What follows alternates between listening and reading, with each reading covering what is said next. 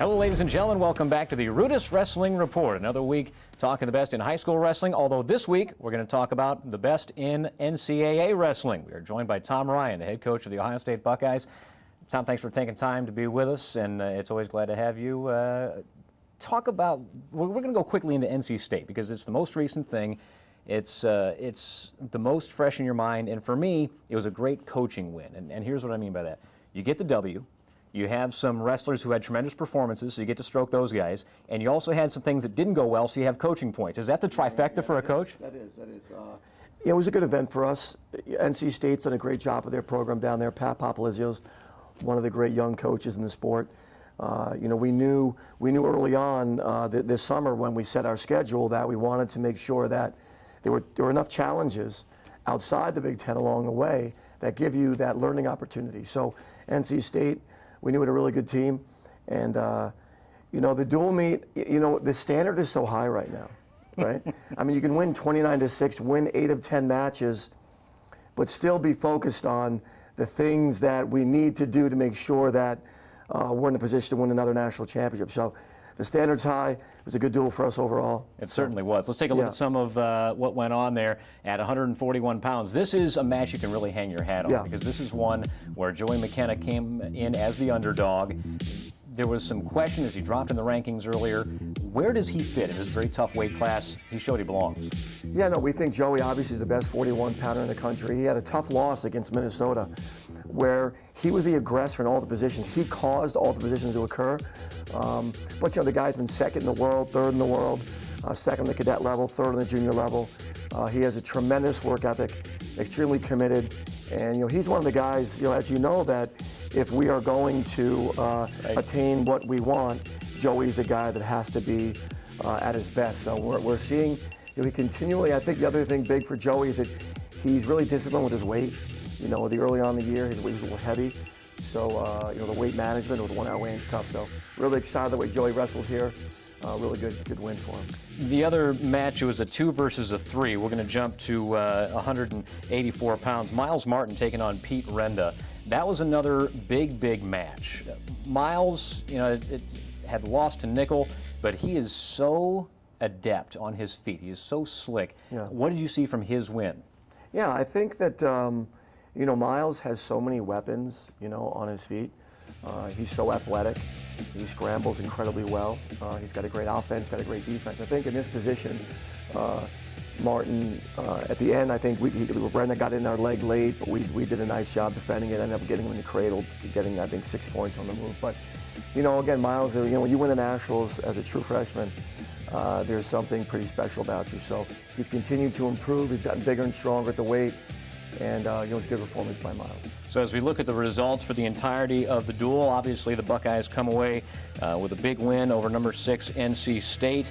29-6 is the final. There you see the first 5 weight classes. Nate Tomasello had a big win over Sean Foss of NC State, a kid from just outside of southwestern Ohio. So that was a big win as well. Tariq Wilson, another Ohio kid, gave Luke Pletcher a bit of a match, but Luke comes out on top. And then as you see the heavier weights as we go on to the next card here.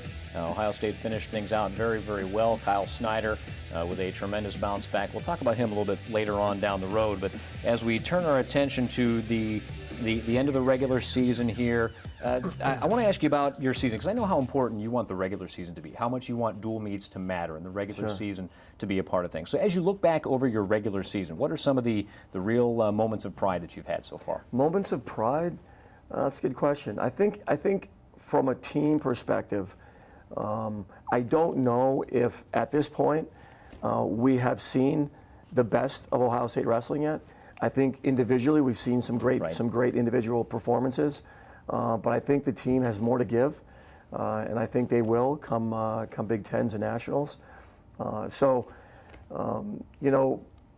There was a time when you beat Michigan. I joke about this, and my phone would blow up, right? I mean, I'm getting emails and texts, and great win. Now you beat them, but the focus is on what happened, right? Which is beautiful, which speaks volumes about the state of Ohio wrestling, right? In general, the passion people have for it.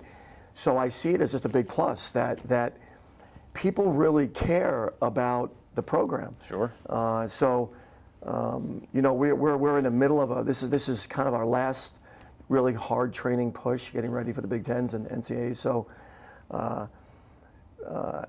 we've learned a lot of lessons.